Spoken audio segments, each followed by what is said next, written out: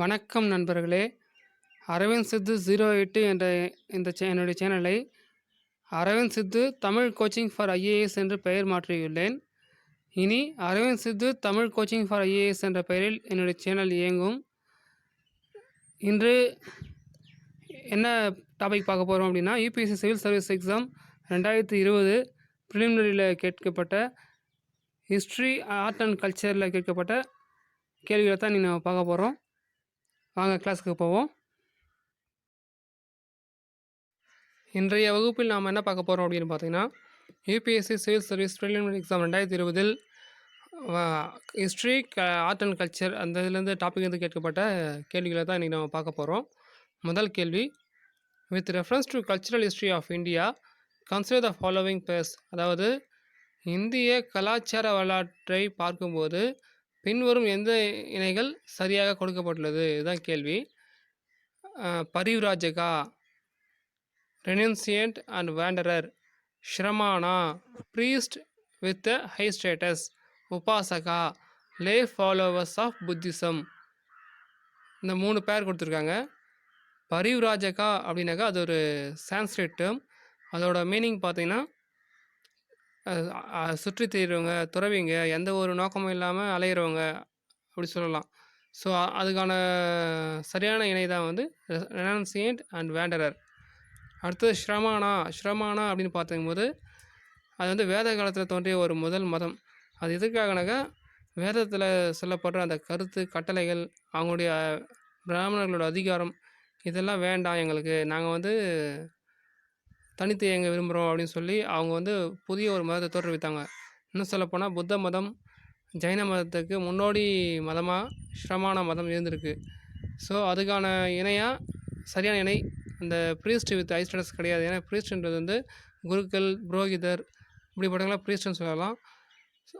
அது வந்து இதுக்கான இணை கிடையாது. அதுக்கு முரணாக தான் அந்த ஷ்ரமான மதம் தோன்றியது. அப்புறம் உபாசகா அப்படின்னு சொல்லும்போது புத்த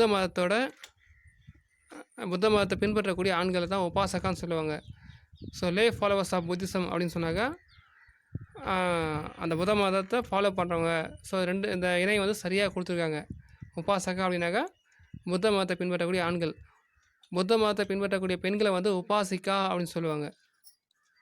இப்படி பார்க்கும்போது இந்த 3 இணைகளில் முதல் இணையும் 3வது இணையும் சரியாக பொருந்தி இருக்குது. அதனால் ஆன்சர் வந்து ஆப்ஷன் பி 1 and 3 ஒன்லி. கேள்வி எண் 2, with reference to the cultural history of India which one of the following is the correct description of the term paramitas. அதாவது இந்திய கலாச்சார வரலாற்றை பார்க்கும்போது பாரமிதாஸ் அப்படின்ற சொல் சரியாக எதை விளக்குகிறது, இதுதான் கேள்வி. விளக்கம், அந்த பாரமிதாஸ் என்ற சொல்லோட விளக்கம் எதுன்னு கேட்குறாங்க. Option C, perfections whose attainment led to the Bodhisattva path, இதுதான் அதுக்கான ஆன்சர். பர்ஃபெக்ஷன்ஸ் அப்படின்னாக்கா பரிபூர்ணமாக, முழு நிறைவு, முழுமை பெறுதல், பூரணத்துவம் பெறுதல் அப்படின்றது தான் பர்ஃபெக்ஷன்ஸ். யார் ஒருத்தர் அந்த புத்த மதத்தோட பாதைகள், வழிகள்னு சொல்லப்பட்ட அந்த 10 குவாலிட்டிஸ், 10 தகுதிகள் அதை வந்து முழுமையாக அடைகிறாங்களோ, யார் முழுமையாக முயற்சி செய்து பெற்று அடைகிறாங்களோ அவங்க தான் வந்து அந்த மறுபிறப்பு, மறுபிறவி, இறப்பு, பிறப்பு இப்படிப்பட்ட விஷயங்களில் வந்து அதுலேருந்து வந்து ஒரு விலக்கு பெற்று முழுமையாக இறைவன்கிட்ட போய் சேர்ந்து அவங்களுடைய துன்பங்கள் எல்லாத்தையுமே எதுவுமே இல்லாமல் மறுபிறப்பு எடுத்து அந்த துன்ப நிலையை அடையாமல் ஒரு நிம்மதியான ஒரு முக்தி நிலை அடைவதற்கு, இறைவனடி சேருவதற்கு இந்த போதிசத்துவ பாத்துன்றது சொல்லப்படுது. அதுதான் அந்த பர்ஃபெக்ஷன்னாக பரிபூர்ணமாக, முழு நிறைவு அப்படின்றது வந்து அந்த புத்த மதத்தில் சொல்லப்பட்டிருக்கும். இதுதான் வந்து அதனால் கொஷின் நம்பர் 2 அந்த கேள்விக்கு வந்து option C, perfections whose attainment led to the Bodhisattva path. அந்த 10 குவாலிட்டிஸ் அப்படின்னு பார்த்தோம்னாக்கா என்னென்னாக்கா தானம், அப்புறம் இரக்கம், அறிவு, விஸ்டம், அப்புறம் வந்து பொறுமை, அதான் நடுநிலைமையாக ஒரு யார் பக்கமும் சாராமல் நியாயத்து பக்கம் நின்று தர்மத்து பக்கம் நிற்கிறவங்க வந்து அது ஒரு தகுதி தர்மத்து பக்கம் நிற்கிறது. இந்த மாதிரி ஒரு 10 தகுதிகள் அந்த போதிசத்துவ பார்த்து சொல்லியிருப்பாங்க. அந்த புத்த மத போதனைகள்ல, அந்த வழிகள்ல சொல்லியிருப்பாங்க. அந்த 10 குவாலிட்டிஸையும் யார் ஒருத்தர் முயற்சி செய்து அடையிறாங்களோ, அது வந்து ரொம்ப கடினமான விஷயம். முழுமையா எந்த ஒரு தன்னலமோ, எந்த ஒரு சார்பும் இல்லாம நடுநிலையா நிக்கிறது, தானம் செய்வது. அதாவது யா ய நம்ம தனக்குன்னு வச்சுக்காம, இல்லாதவங்களுக்கு தங்கிட்ட செல்வத்த அளிக்கிறது வந்து யோசிக்காம, அ தனக்கு பின்னாடி ஏதாச்சும் ஒரு நன்மை கிடைக்கும். நம்ம இன்னைக்கு தானம் செஞ்சா நாளைக்கு நமக்கு நன்மை கிடைக்குன்ற மாரியெல்லாம் எதுவும் யோசிக்காம, கைமாறு கருதாம உதவுறது, இதெல்லாம் வந்து அந்த 10 குவாலிட்டிஸையும் ஒருத்தர் அடையிறது அப்படின்றது வந்து ரொம்ப கடினமான விஷயம். ஆனா, அந்த 10 விஷயத்தையும் வந்து செயலையும் சரியா செய்து அந்த 10 குவாலிட்டிஸையும் ஒருத்தர் அடைஞ்சுட்டாங்க அப்படின்னாக்கா, அவங்களுக்கு வந்து அந்த முழுமையா அவங்களுடைய அந்த பிறவி பலன முழுமையா அவங்க அடைஞ்ச மாதிரி, அந்த 10 குவாலிட்டிஸையும் அடைஞ்ச மாதிரி, அதுதான் பரிபூரணமா முழுமையா பெற்ற மாதிரி, அதுதான் perfections. So option C is the correct answer for this question. கேள்வி எண் 3. With reference to the history of India the terms kulyavapa and dronavapa denote. அதாவது வரலாற்றை பார்க்கும்போது, இந்திய வரலாற்றை பார்க்கும்போது குல்யவாப்பா மற்றும் துரோணவாப்பா என்ற சொற்கள் எதை குறிக்கிறதுன்னு கேட்குறாங்க. Option A measurement of land, இதுதான் ஆன்சர் இந்த கொஸ்டினுக்கு. எப்படின்னு பார்த்தீங்கன்னா, குல்யவாப்பா துரோணவாப்பா அப்படின்றது வந்து பெங்கால் பகுதிகளில் நிலத்தை அளவீடு செய்யவும், அதை குறிக்கவும், எவ்வளோ நிலம் இருந்தால் அதுக்கு என்ன பேர் வச்சு அழைக்குதுன்ற ஒரு பழக்கம் இருக்குது. அதில் வந்து அந்த வரலாற்றில் குப்தர்கள் காலத்தில் வந்து பார்த்திங்கன்னா, அந்த குல்யவாப்பா துரோணவாப்பா அப்படின்ற பெயர்களை அழைச்சிருக்காங்க. ஒரு 12 ஏக்கர் நிலத்துலேருந்து 16 ஏக்கர் நிலம் வரைக்கும் இருக்கிற நிலங்களை வந்து குல்யவாப்பா அப்படின்னு அழைச்சிருக்காங்க. அதை விட அதிகமான நிலம் இருந்தால் அதை துரோணவாப்பா அப்படின்னு அழைச்சிருக்காங்க. இன்னும் சில பெயர்களில் அந்த பெங்கால் பகுதிகளில் நிலத்தோட அளவுகளை பொறுத்து நிலத்தை வந்து சில பெயர்களை இந்த மாதிரி துரோணவாப்பா குல்யவாப்பான்ற போன்ற பிற பெயர்களை வச்சு அதை அழைச்சிருக்காங்க, அதை குறியீடு செஞ்சுருக்காங்க. அதே மாதிரி மத்திய இந்தியா, தென்னிந்தியா இப்படி ஒவ்வொரு இடத்துக்கும் ஏற்ற மாதிரி ஒவ்வொரு பெயரில் வந்து ஒவ்வொரு குறியீட்டில் வந்து நிலங்களை அளவீடு செய்யவும் அழைக்கவும் பயன்படுத்தியிருக்காங்க நம்ம மக்கள். இப்போ வந்து இந்த குல்யவாப்பா அப்படிங்கும்போது அந்த 12லேருந்து ஒரு 16 ஏக்கர் நிலத்துக்கு வந்து ஒரு விதையை விதைச்சி அதை பயிர் வைக்கிறாங்கன்னும் போது, அந்த விதைக்கிற விதைக்கு வந்து குல்லிய விதைகள் அப்படின்னு சொல்லுவாங்க அந்த பெங்காலில். அதே மாதிரி அதை விட அதிகமான நிலத்தை விதைக்கும் போது துரோன் விதைகள் அப்படின்னு சொல்லுவாங்க. அந்த விதைகள் விதைக்கும் போது அந்த நிலத்தோட பெயரை பயன்படுத்தி, அந்த குறியீட்டை பயன்படுத்தி தான் அந்த விதைக்கும் பெயர் சொல்லுவாங்க. அப்படிப்பட்ட முறையும் பெங்கால் பகுதியில் அதான் இந்தியாவில் பயன்படுத்தியிருக்காங்க. கேள்வி எண் 4. Which of the following phrases defines the nature of the hundi generally referred to in the sources of the post Harsha period. அதாவது ஹர்ஷா காலத்துக்கு பிறகு உள்ள வரலாற்றை பார்க்கும்போது ஹுண்டி அப்படின்றது பொதுவாக எதை குறிப்பதற்கு பயன்படுத்தினாங்க அந்த சொல்ல, இதுதான் கேள்வி. ஆன்சர் வந்து option C a bill of exchange. எப்படின்னு பார்த்தீங்கன்னா, இடைக்கால இந்தியாவில் இந்தியர்கள் வந்து வெளிநாட்டோட வர்த்தக தொடர்பு வைத்திருந்தாங்க. அப்போது கெய்ரோ, அதாவது எகிப்து நாட்டில் இருக்கிற கெய்ரோ உள்ளிட்ட வெளிநாடுகளுக்கு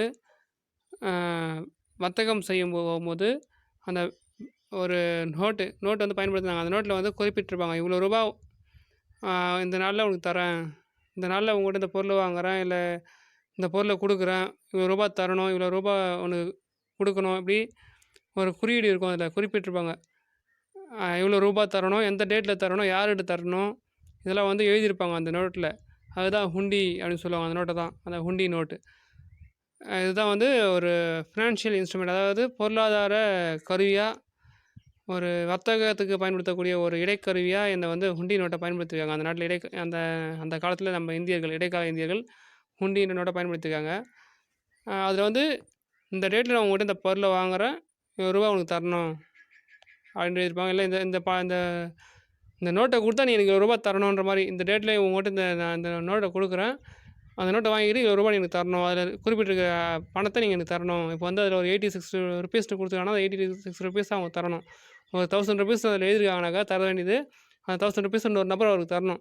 ஒரு நபர் இன்னொரு நபருக்கு பணத்த குடுக்கறதுக்கும், வாங்கறதுக்கும் இடையில பயன்படுத்தக்கூடிய அந்த கருவி தான் ஹுண்டி. ஹுண்டி நோட்டு. வந்து கொடு வர்த்தகம் செய்வதுக்கோ, கடன் குடுக்கறதுக்கோ, கடன் வாங்கறதுக்கோ எல்லாத்துக்குமே இந்த ஹுண்டின்ற ஒரு நோட்ட பயன்படுத்தியிருக்காங்க இடைக்கால இந்தியாவுல. So option C is the answer for this question. A bill of exchange. கேள்வி எண் 5. With reference to the history of India consider the following pairs. அதாவது இந்திய வரலாற்றை பார்க்கும்போது பின்வரும் எந்தெந்த இணைகள் சரியாக பொருந்திருக்குன்னு கவனிக்க சொல்கிறாங்க. Aurang in in charge of treasury of the state, அதாவது அரசின் கருவூலத்தோட இன்சார்ஜ் அவுரங்னு சொல்லப்பட்டாங்க அப்படின்ற மாதிரி சொல்கிறாங்க. இரண்டாவது banian, Indian agent of the East India company, East India கம்பெனியோட ஏஜென்ட் தான் பனியன் அழைக்கப்பட்டார்னு சொல்கிறாங்க. மூணாவது mirasidar, designated revenue payer to the state, அரசுக்கு வரி செலுத்துவதாக நியமிக்கப்பட்ட நபர் தான் மிராசிதார் அப்படின்னு சொல்கிறாங்க. இந்த 3 இணையில் எந்த இணை சரியாக பொருந்திருக்குன்னு பார்த்தா செகண்டும் தேர்டும் தான் சரியாக பொருந்திருக்கு. ஆப்ஷன் பி 2 and 3 ஒன்லி, இதுதான் வந்து சரியான விடை. இதுக்கு பனியன் அப்படின்றவர் தான் இந்திய ஈஸ்ட் இந்தியா கம்பெனிக்கு ஏஜென்ட்டாக நியமிக்கப்பட்ட நபர். மிராசிதார் தான் வந்து அரசுக்கு வரி செலுத்துவதற்காக நியமிக்கப்பட்ட நபர்கள். அவுரங்னு பார்த்தீங்கன்னாக்கா, அவுரங் அப்படின்றது வந்து அது வந்து ஒரு பிளேஸ். எதுக்காகனாக்கா, ஒரு அந்த சரக்குகள், பொருட்கள் விற்பனை செய்வதற்கு முன்னாடி ஒரு இடத்துல போய் நம்ம வாங்குவோம். அதான் வேர் ஹவுஸ். அது வந்து அங்கே தான் தானிய கிடங்கு மாதிரி, அந்த இடத்துல வந்து ஒரு கிடங்கு மாதிரி அது. உற்பத்தியான பொருட்கள் அங்கே இருக்கும். அங்கே போயிட்டு நம்ம வந்து எடுத்துகிட்டு வந்து விற்பனைக்கு கொண்டு போவோம். ஸோ அந்த விற்பனைக்கு முன்னாடி ஒரு இடத்துல போய் நம்ம அந்த பொருளை கலெக்ட் பண்ணுற இடம் தான் வந்து அவுரங்னு சொல்லப்பட்டது. பனியன்னு பார்த்தீங்கன்னா, ஈஸ்ட் இந்தியா கம்பெனியில் வந்து அவர் வந்து ஒரு இனிஷியல் கேபிட்டல், அதாவது மூலதனம், அந்த ஒரு இன்வெஸ்ட்மெண்ட் மாதிரி பண்ணுவார். இந்த ஈஸ்ட் இந்தியா கம்பெனியில் லாபத்துலேயும் ஷேர் எடுத்துக்குவாங்க. அவங்க வந்து ஒரு முகவராகவும் செயல்படுவாங்க. அவங்க தான் பனியன். அந்த ட்ரேடுக்கு, அந்த வர்த்தகத்துக்கு பயன்படுவாங்க. அவங்க வந்து செயல்படுவாங்க வர்த்தகத்தில். ஏஜென்ட்டாகவும் செயல்படுவாங்க. இனிஷியல் அமௌண்ட், அதாவது முதலீடும் கொடுப்பாங்க. வரக்கூடிய லாபத்தையும் பங்கெடுப்பாங்க. அவங்க தான் பனியன் அழைக்கப்பட்டாங்க. அதே மாதிரி மிராசிதார் அப்படிங்கும்போது அவங்க வந்து அரசால் நியமிக்கப்பட்ட நபர்கள். அவங்க வந்து குறிப்பிட்ட இடத்த வந்து அவங்களுடைய கட்டுப்பாட்டில் கொடுப்பாங்க. அதில் விளைச்சல் வந்ததுக்கப்புறம் அதுலேருந்து வருவாய் அரசுக்கு செலுத்தினவங்க. இதுதான் வந்து மிராசிதார். ஸோ ஆன்சர் வந்து ஆப்ஷன் பி 2 and 3 ஒன்லி தான் ஆன்சர் இதுக்கு. கேள்வி எண் 6. Consider the following events in the history of India. அதாவது இந்திய வரலாற்று நிகழ்வுகளில் காலவரிசைப்படி சொல்லுங்கள் அப்படின்னு கேட்குறாங்க. ஒவ்வொரு நிகழ்வாக பார்க்கலாம். முதல் நிகழ்வு rise of Pratiharas under king Bhoja. அதாவது போஜா என்ற அரசருடைய ஆட்சி காலத்தில் தான் பிரதியாராஸ் அப்படின்ற ஒரு வம்சம் அரசு உதயமானது அப்படின்றாங்க. இரண்டாவது நிகழ்வு பார்த்திங்கன்னா establishment of Pallava power under Mahendravarman 1. முதலாம் மகேந்திரவர்மனுடைய ஆட்சி காலத்தில் தான் பல்லவ பேரரசு தோற்றுவிக்கப்பட்டது அப்படின்றாங்க. மூன்றாவது நிகழ்வு எஸ்டாப்ளிஷ்மெண்ட் ஆஃப் சோழா பரந்தகா 1. அதாவது பராந்தக சோழன், முதலாம் பராந்தக சோழனுடைய ஆட்சி காலத்தில் தான் சோழ பேரரசு தோற்றுவிக்கப்பட்டது, நிறுவப்பட்டது அப்படின்றாங்க. அடுத்தது Pala dynasty founded by Gopala. கோபாலனுடைய ஆட்சி காலத்தில் தான் பாலா வம்சம் நிறுவப்பட்டதுன்னு சொல்கிறாங்க. இந்த 4 நிகழ்வுகளில் எந்த நிகழ்வு முதல்ல, அடுத்த நிகழ்வு இது அப்படின்னு காலவரிசைப்படி 4 நிகழ்வையும் வரிசைப்படுத்தணும். அப்படி பார்க்கும்போது ஆப்ஷன் சி 2, 4, 1, 3 இதுதான் ஆன்சர். இதுக்கு பார்க்கலாம் வாங்க. Establishment of Pallava power under Mahendravarman 1. அதாவது மகேந்திரவர்மனுடைய ஆட்சி காலத்தில் தான் பல்லவ பேரரசு நிறுவப்படுது. அது எந்த காலம்னு பார்த்தீங்கன்னா, பொது ஆண்டு 590 630 இந்த காலகட்டத்தில் தான் வந்து பல்லவ பேரரசு தோற்றுவிக்கப்பட்டது. அடுத்தது கோபாலாவுடைய ஆட்சி காலத்தில் தான் பால வம்சம் தோற்றுவிக்கப்பட்டது. அது எந்த காலம்னு பார்த்தீங்கன்னா, பொது ஆண்டு 750. அடுத்தது rise of Pratiharas under king Bhoja. அதாவது போஜா என்ற அரசனுடைய ஆட்சி காலத்தில் தான் பிரதியாராஸ் அப்படின்ற ஒரு வம்சம், அரச முறை உதயமானது. அதோட காலகட்டம் அதாவது பொது ஆண்டு 836 to 885 இந்த காலகட்டத்தில் வந்து போஜாவுடைய ஆட்சி காலம். அது அப்போ தான் வந்து பிரதியாராஸ் அப்படின்ற ஒரு அரசு வம்சம் தோன்றியது. அடுத்தது வந்து பாலா லாஸ்ட் ஒன்று தேர்டு எஸ்டாப்ளிஷ்மெண்ட் ஆஃப் சோழா பராந்தகா. அதாவது முதலாம் பராந்தக சோழனுடைய ஆட்சி காலத்தில் தான் சோழ பேரரசு நிறுவப்பட்டது. அது என்ன காலம்னு பார்த்தீங்கன்னா, பொது ஆண்டு 907 டு 950 953 இந்த காலகட்டத்தில் வந்து சோழ பேரரசு உருவானது, தோற்றுவிக்கப்படுது. ஸோ ஆன்சர் வந்து ஆப்ஷன் சி 2, 4, 1, 3. கேள்வி எண் 7. With reference to the history of India consider the following pairs. இந்திய வரலாற்றை பார்க்கும்போது பின்வரும் இணைகளில் எதெல்லாம் சரின்னு கேட்குறாங்க. ஃபேமஸ் பிளேஸ் பிரபலமான நகரம், ப்ரெசன்ட் ஸ்டேட் தற்போதைய மாநிலம், இதுதான் வந்து இணைகள். பார்க்கும்போது முதல் இணை பில்சா மத்திய பிரதேஷ், துவாரசமுத்ரா மகாராஷ்டிரா, கிரீநகர் குஜராத், ஸ்தானேஸ்வரா உத்தரப்பிரதேஷ். இந்த 4 இணையில் எதெல்லாம் சரின்னு பார்த்தீங்கன்னா முதல் இணையும் 3வது இணையும் சரியாக கொடுத்துருக்காங்க. ஸோ ஆப்ஷன் ஏ தான் இதுக்கான ஆன்சர். அதை பற்றின விளக்கம் பார்த்தீங்கன்னா பில்சா அப்படின்றது வந்து இடைக்கால இந்தியாவில் மத்திய பிரதேஷில் இருந்த ஒரு நகரம் தான் பில்சா. அதோடைய தற்போதைய பெயர் வந்து விதிஷா. அடுத்தது வந்து துவாரசமுத்ரான்னு பார்த்தீங்கன்னா அது மகாராஷ்டிராவில் இல்லை, கர்நாடகாவில் இருக்குது. துவாரசமுத்ரான்றது தலைநகரம் யாருக்குனாக்க ஹொய்சாலா டைனஸ்டி, ஹொய்சாலா வம்சத்தோட கம்பீரமான தலைநகரமாக இருந்தது தான் துவாரசமுத்ரா. அது வந்து ஹலேபீடுன்னு இப்போது வந்து அழைக்கப்படுது. அந்த ஹலேபீடு நகரம் வந்து இப்போ எங்கே இருக்குனாக்கா கர்நாடகா மாநிலத்தில் இருக்குது. ஸோ 2வது இணை தவறாக கொடுத்துருக்காங்க. 3வது இணை கிரிநகர் குஜராத், இது சரியான இணை. அடுத்தது 4வது ஸ்தானேஸ்வரா உத்தரப்பிரதேஷ் கொடுத்துருக்காங்க. இல்லை, அது வந்து சரியான இணை பார்த்தீங்கன்னாக்கா ஸ்தானேஸ்வரா வந்து எங்கே இருக்குனாக்கா ஹரியானாவில் இருக்குது. தானேஸ்வர் அப்படின்ற ஒரு பேரை அழைக்கிறாங்க. அது எங்கேனாங்க எந்த ஸ்டேட்னாக்கா எந்த டிஸ்ட்ரிக்ட்னாக்கா ஹரியானாவில் இருக்கிற குருக்ஷேத்ரான்ற டிஸ்ட்ரிக்டில் வந்து தானேஸ்வர் அப்படின்ற இடம் இருக்குது. ஸ்தானேஸ்வரா டெம்பிள் அங்கே இருக்குது. அதனால் அது வந்து பிரபலமான நகரமாக இருக்குது. இந்த நாளில் வந்து முதலாவது இணையும் 3வது இணையும் சரியாக பொருந்தி இருக்குது. மற்ற 2 இணைகளும் தவறாக கொடுத்துருக்காங்க. So answer option A 1 and 3 only. கேள்வி எண் 8. With reference to the period of Gupta dynasty in ancient India the towns Ghantasala, Kadura and Chaul were well known as. அதாவது குப்த வம்சத்தின் காலத்தில் இந்த பழமையான இந்தியாவில் கந்தசாலா, கதுரா, சவுல் போன்ற நகரங்கள் எதற்கு பெயர் பெற்று விளங்கின, இதுதான் கேள்வி. ஆன்சர் பார்த்தீங்கன்னா option A ports handling foreign trade. அதாவது வெளிநாட்டு வர்த்தகத்திற்கு கையாளப்பட்ட துறைமுகங்கள் அப்படின்னு, இதுதான் ஆன்சர் இதுக்கு. எப்படின்னு பார்த்தீங்கன்னா அந்த குப்தர்கள் காலத்தில் வந்து சவுல் அப்படின்ற பகுதி, அந்த மேற்கு கடற்கரையில் இருக்கிற சவுல் அப்படின்ற துறைமுகம் தான் வந்து உள்நாட்டு மற்றும் வெளிநாட்டு வர்த்தகத்துக்கு முக்கியமான பங்கு வகிச்சது. சவுல் உள்ளிட்ட பல்வேறு துறைமுகங்கள் மேற்கு கடற்கரையில் இருந்தது. அதெல்லாம் அடுத்தது ஆந்திரா ரீஜியனில் பார்த்தீங்கன்னா கந்தசாலா அண்டு கதுரா, இது வந்து ஆந்திரா ரீஜியனில் இருந்தது. அடுத்தது நம்ம Kaveripattinam,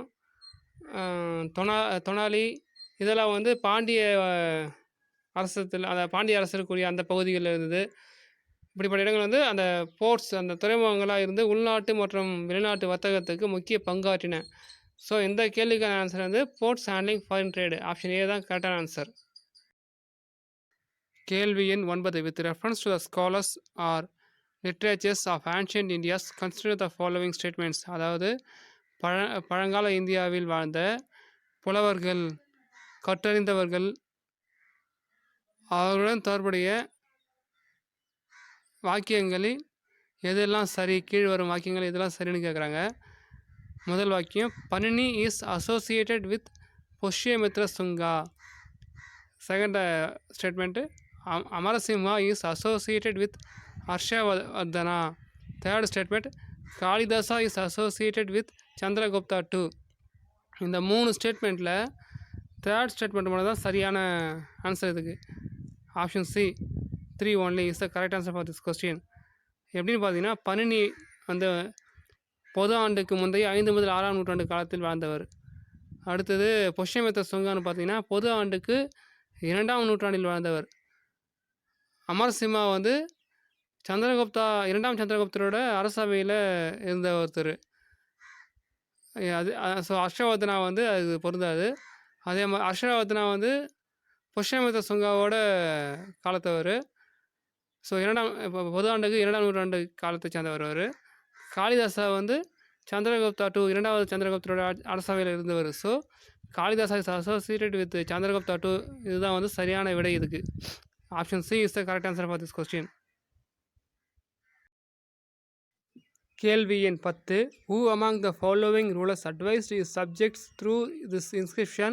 Whosoever praises his religious sect or blames other sects out of excessive devotion to his own sect with a view of glorifying his own sect, he rather injures his own sect very severely. அதாவது பின்வரும் கூற்றை எந்த ஆட்சியாளர் கூறினார் அப்படின்னு கேட்குறாங்க. என்ன கூற்றுன்னு பார்த்தீங்கன்னா, யார் ஒருவர் தன்னுடைய மதத்தின் மீது அதிகப்படியான நம்பிக்கை அல்லது மற்ற மதத்தின் மீது அதிகப்படியான கோபம் அல்லது காழ்ப்புணர்ச்சி கொண்டு மற்ற மதத்தினரின் நம்பிக்கையை இழிவாக பேசுவது அந்த செயலை செய்தால் தன்னுடைய மதத்தை தன்னுடைய நம்பிக்கையை மிகவும் இழிவாக கூறியதற்கு சமம். அதற்கு அவங்க மதத்தை விட அவங்க மதத்தை காயப்படுத்தணும்னு நீங்கள் செஞ்சதை விட தன்னுடைய மதத்தையே தானே அதிகமாக காயப்படுத்துறதுக்கு சமமாக இருக்கும். அதனால் எந்த ஒரு மதத்தையும் யாரையும் இழிவாக பேசக்கூடாது, அவங்கள தவறாக கூறக்கூடாது, அவங்க மனசை காயப்படுத்தக்கூடாது அப்படின்னு சொன்னது யாருன்னு பார்த்தா அசோகா. ஆன்சர் வந்து அசோகா, ஆப்ஷன் ஏ. அசோகான்ற அரசர் என்னென்னு பார்த்தீங்கன்னா, எல்லோரும் ஈக்குவல், யாரும் உயர்வு தாழ்வு எந்த ஒரு வேறுபாடு பாகுபாடெல்லாம் பார்க்கக்கூடாது, அனைவரையும் சமமாக நடத்தணும், நல்லா நடத்தணுன்ற ஒரு குறிக்கோளோட ஆட்சி பண்ணவர் அசோகா. ஸோ அவர் தான் இந்த கூற்று சொன்னவர். So answer is option A, Ashoka. நன்றி நண்பர்களே. இவ்வளோ நேரம் என்னுடைய வீடியோவை பார்த்துட்டு அனைவருக்கும் நன்றி. இதுபோன்று தொடர்ந்து நான் வெளியிடும் வீடியோக்களை தெரிந்து கொள்ள, அது குறித்து நோட்டிஃபிகேஷன் உங்களுக்கு வருவதற்கு என்னுடைய சேனலை சப்ஸ்கிரைப் பண்ணுங்கள், பக்கத்தில் இருக்கிற பெல் ஐக்கானை கிளிக் பண்ணுங்கள். என்னுடைய வீடியோ உங்களுக்கு பிடிச்சதை லைக் பண்ணுங்கள், உங்களுக்கு தெரிஞ்சவங்களுக்கு ஷேர் பண்ணுங்கள். Thank you friends.